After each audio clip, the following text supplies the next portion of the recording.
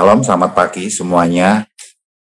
Pada pagi hari ini kita akan membahas Roma pasal 8.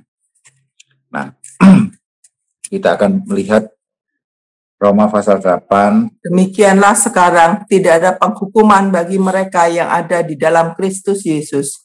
Roh yang memberi hidup telah memerdekakan kamu dalam Kristus dan hukum dosa dan hukum maut.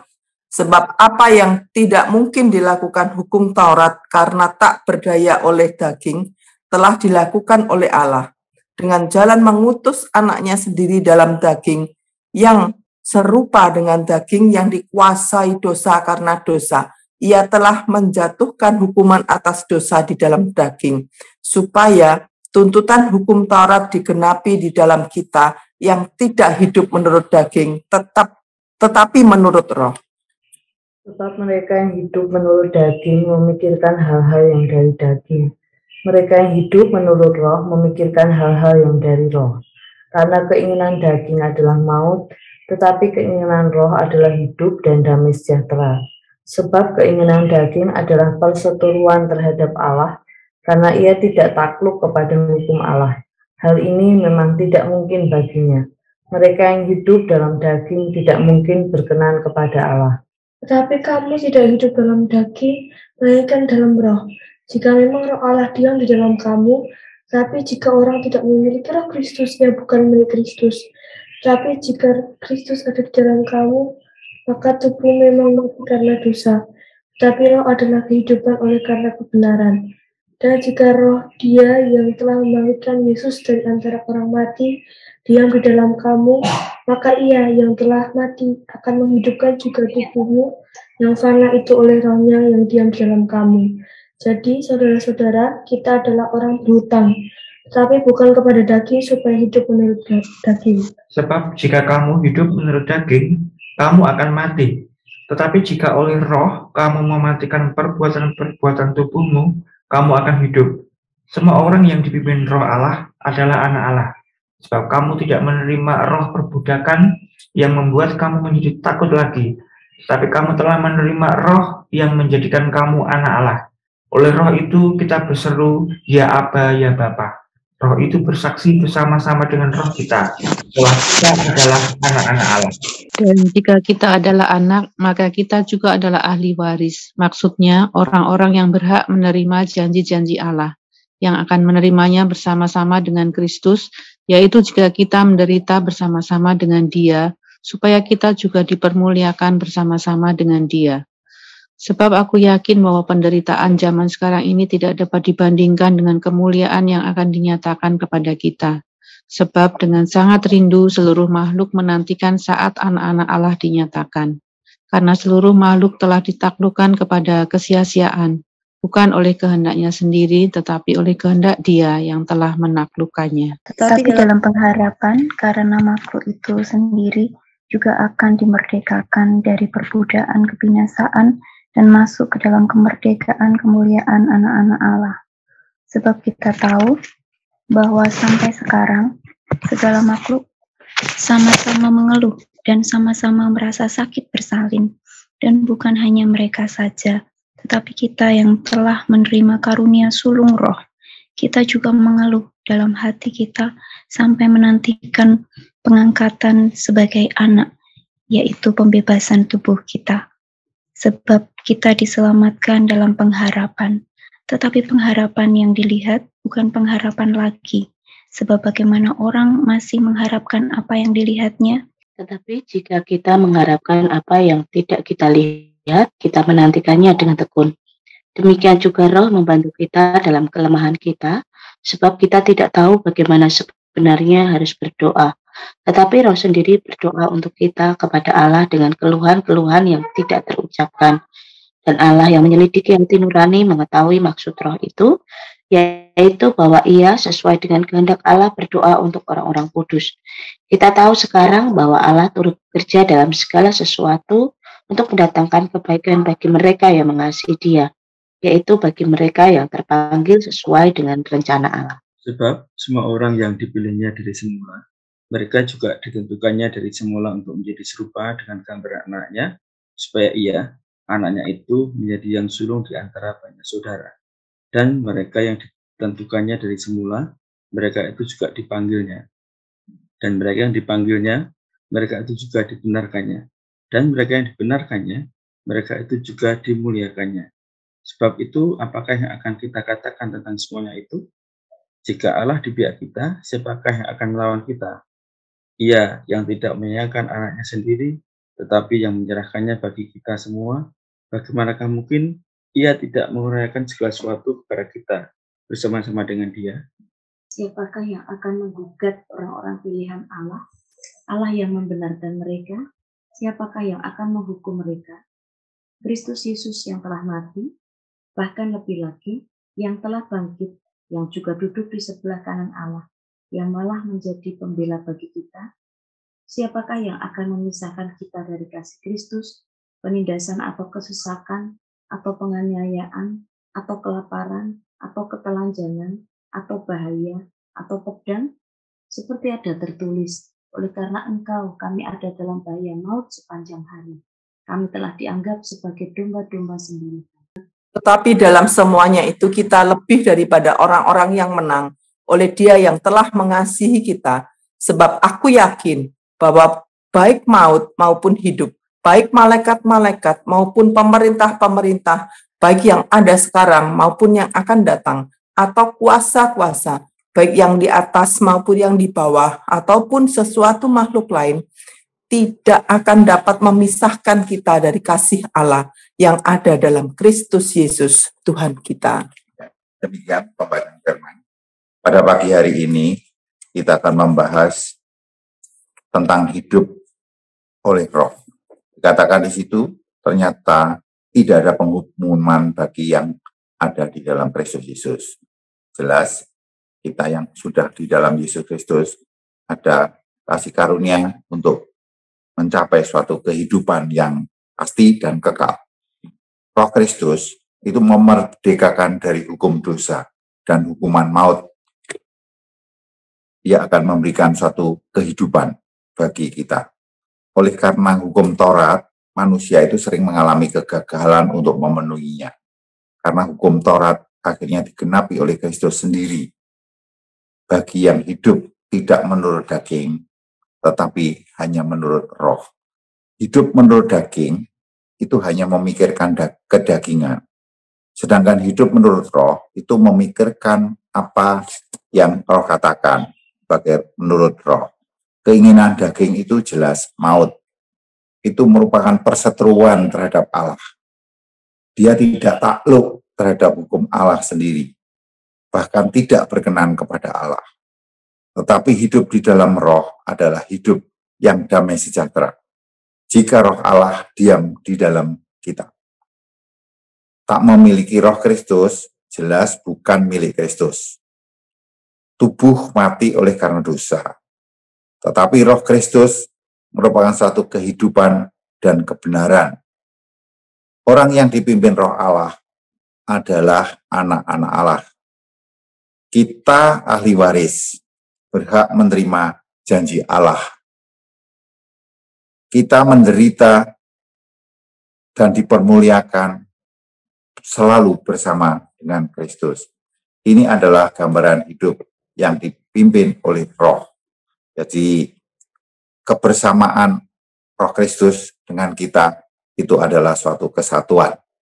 Kemudian pada ayat yang ke-18 sampai 30, itu merupakan suatu pengharapan anak-anak Allah. Di saat sekarang, kita sedang mengalami penderitaan sebagai orang yang percaya, tetapi tak sebanding dengan kemuliaan yang akan dinyatakan Allah bagi kita. Nah, saat ini semua menantikan saat Allah, anak Allah itu dinyatakan, atau kedatangan anak Allah dinyatakan di dalam hidup kita.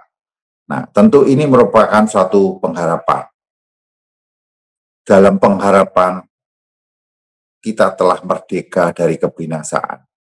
Kita sudah masuk dalam kemuliaan anak Allah itu. Nah, saat ini, manusia dan orang-orang percaya masih mengalami banyak keluhan dan penderitaan. dalam menanti pengangkatan sebagai anak Allah, terbebas dari tubuh kita ini. Masih banyak penderitaan yang sedang dialami.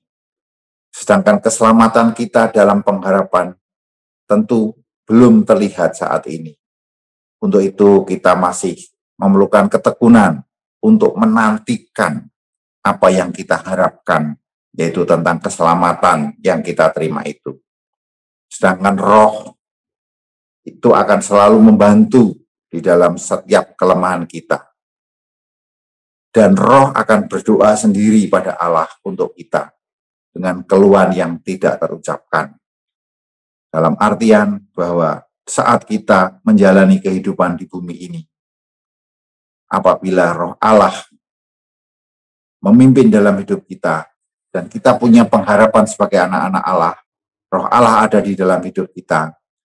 Roh Allah itu sendiri dalam saat kita mengalami kelemahan akan menguatkan. Bahkan di saat kita sulit untuk berdoa, asal kita tetap dalam pimpinan Roh, Roh itu berdoa sendiri kepada Allah untuk kita dengan semua keluhan-keluhan yang tak terucapkan di dalam diri kita. Ternyata Allah menyelidiki hati nurani, mengetahui maksud Roh itu. Sesuai kehendak Allah, kita berdoa dan berdoa buat orang-orang kudus. Ternyata Allah tetap bekerja dalam segala sesuatu, mendatangkan kebaikan bagi mereka yang mengasihi Dia, yang terpanggil sesuai dengan rencana Allah. Ini merupakan suatu proses kebersamaan yang kita terima dan kita alami, bahwa Allah positif, baik. Karena apa? Meskipun kita mengalami banyak hal di bumi ini, sudah tersurat di atasnya, banyak penderitaan yang kita alami, tetapi Allah tetap bekerja untuk mendatangkan kebaikan bagi kita yang dikasihi olehnya dan terpanggil oleh sesuai dengan rencananya. Yang dipilih itu ditentukan, yang dipanggil harapannya serupa dengan Yesus, yang akhirnya akan dibenarkan juga, bahkan ikut bersama-sama dimuliakan bersama Dia di kemudian kelak. Kemudian tentang ayat 31 sampai 39 itu tentang keyakinan iman kita. Kita harus memang selalu yakin dengan apa yang kita yakini pada saat ini. Kalau kita menghadapi segala sesuatu tantangan iman, tidak ada yang bisa melawan kita kalau benar-benar kita di pihak Allah dan Allah di pihak kita. Allah telah rela mengorbankan Yesus, anaknya, untuk kita. Dia juga mengaruniakan segala sesuatu untuk kita bersama-sama dengan Dia, supaya kita mampu menanggulangi semua aspek kehidupan kita tentang tantangan iman ini. Siapa yang akan menggugat orang-orang pilihan Allah? Ini suatu pertanyaan. Siapa yang bisa menggugat yang dibenarkan Allah? Siapa yang akan bisa menghukumnya kalau kita di pihak Allah dalam kebenarannya? Kristus Yesus telah mati dan bangkit, bahkan saat ini duduk di sebelah kanan Allah. Itulah yang akan menjadi pembela kita, menjadi jaminan terhadap pembelaan iman kita. Tidak ada yang bisa memisahkan dari kasih Kristus. Ini Rasul Paulus sendiri mengalami bagaimana dia mengalami suatu tantangan, penderitaan, aniaya, kesesakan, penindasan. Tetapi ada suatu hal karena keyakinan imannya dan dipimpin oleh Roh, dan dia sebagai anak-anak Allah, tidak ada yang bisa memisahkan dari kasih Kristus. Baik itu penindasan, kesesakan, penganiayaan, kelaparan, ketelanjangan, bahaya, atau pedang apapun, tidak akan bisa memisahkan kasihnya kepada Kristus dan kasih Kristus kepada Dia. Nah, boleh dikatakan kita sebagai pemenang. Oleh karena apa? Oleh karena Dia mengasihi kita semata. Tak ada yang bisa memisahkan kita dari kasih-Nya. Ini adalah suatu keyakinan iman yang perlu ditumbuh kembangkan di dalam setiap aspek kehidupan kita. bahwa seharusnya memang tidak ada yang bisa memisahkan kita dari kasih-Nya. Nah, amanat teks pada pagi hari ini ternyata dalam Yesus itu terbebas dari hukuman kekal. Artinya apa? Jaminan keselamatan di dalam Yesus Kristus itu sudah sangat nyata dan jelas melalui iman dan percaya kita. Kemudian hidup di dalam Roh dan dipimpin oleh Roh itu adalah suatu hal yang sangat penting di dalam setiap kehidupan kita. Memiliki Roh Kristus, pernyataan bahwa kita adalah milik Kristus. Kemudian amanat teks berikutnya, kasih dan perlindungannya itu selalu menyertai orang yang mengasihi Dia. Dalam Roma 8 ayat 28. Nah, sekarang aplikasinya di dalam hidup kita. Sudahkah kita bersedia untuk hidup dipimpin Roh Kudus? Sudah bersediakah kita taat dan tunduk atas pimpinan Roh Kudus? Yang ketiga, sudahkah pengharapan kita hanya pada Yesus saja? Atau masih berharap pada hal-hal yang lain? Nah, pada pagi hari ini, kiranya Tuhan Yesus memberkati kita semua yang ada. Amin. Amin. Terima kasih, Dr. Paul. Biarlah kita semua hidup oleh Roh. Kita responi dengan satu lagu, Roh-Mu yang hidup.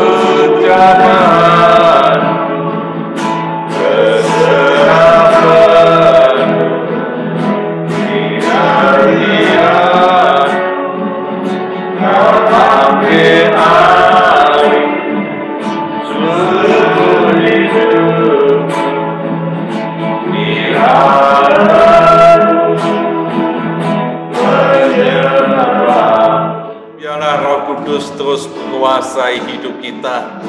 Kita terus hidup dalam Roh, dan Roh itu akan berdoa untuk kita dan orang-orang kudus. Kita responi firman Tuhan ini. Biarlah kita terus mengasihi Tuhan, mengasihi sesama. Kita bersyukur dan berdoa bersama-sama. Tuhan, terima kasih Tuhan. Kami mengucap syukur di dalam nama Tuhan Yesus. Roh Kudus ada di dalam hidup saya, hidup kami semuanya. Kami mengucap syukur, Roh Kudus selalu terus menolong kami, menolong untuk berdoa dengan keluhan, dan Allah tahu, Allah terus mengetahui dan menjawab. Roh Kudus terus mendorong kami terus berdoa untuk orang-orang kudus, dan biarlah kasih Kristus bersama dengan kami semuanya. Kami boleh hidup dalam Roh. Kami terus berdoa di dalam nama Tuhan Yesus.